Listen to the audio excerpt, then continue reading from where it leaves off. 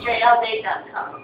What's up, y'all? Some people wanted to get some tips on driving to the basket, some more tips on driving to the basket. I talked about this before. I'm going to talk about it a little bit more now. I'm going to give you 5 things, and when you're driving to the basket in basketball, 5 things you should be thinking about, not while you're doing it, but when you're working on it and you want to develop your ability to drive to the basket. It's 5 things you should know. Number 1, you want to take as few dribbles as possible. Don't waste extra dribbles driving in the basket, because you know in a 5-on-5 game, even a 3-on-3 game, when you get into that painted area, there are a bunch of people going to be around you, especially if you're the one driving with the ball. There are hands everywhere. There are people reaching in. The more dribbles you take, the more risk you run of turning the ball over. So you want to minimize your dribbles. If you can get from the top of the key to the rim with 1 dribble, that is the best way to do it. You don't want to take any extra dribbles. So work on your footwork. Get your steps correct when you're working on your moves so that you take as few dribbles as possible, of course, without traveling or doing any type of violation. Number 2. Be aggressive. I made a vid about being aggressive a while back, so go and reference that in my how-to playlist. Be aggressive going to the basket. Think that you're going to finish strong and you're going to get to the bucket and nothing's going to stop you. Tying in with being aggressive is number 3. Extend. When you go to the hole, extend yourself all the way out. So if you're a long person, you're tall, you got long arms and long legs, use that length.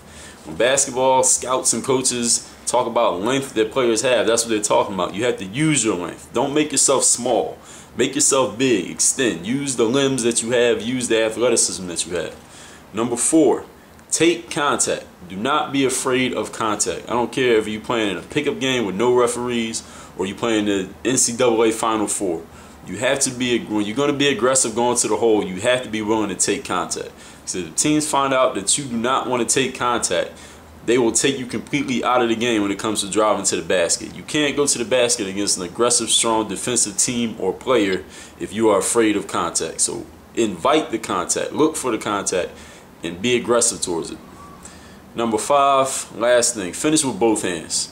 You should be, if you're a young player, you under the age of 21, and you developing your game right now, you need to be able to finish around the basket with either hand, no matter which direction you're moving in, who's around you, or anything. Finishing with both hands will expand your game to levels that you don't even know about if you can't do it already. Be able to finish with your left hand on either side of the basket, right hand either side of the basket, whether you standing still, catching a pass, on the move, whatever. Got to be able to finish with both hands. So to recap, take as few dribbles as possible, be aggressive, extend yourself, take contact, and be able to finish with both hands. You need to have both hands developed, weak hand, strong hand development, not only in ball handling but in finishing. Any good basketball player will tell you that. That's it. We're working again. Everybody say it with me now. Work on your fucking game.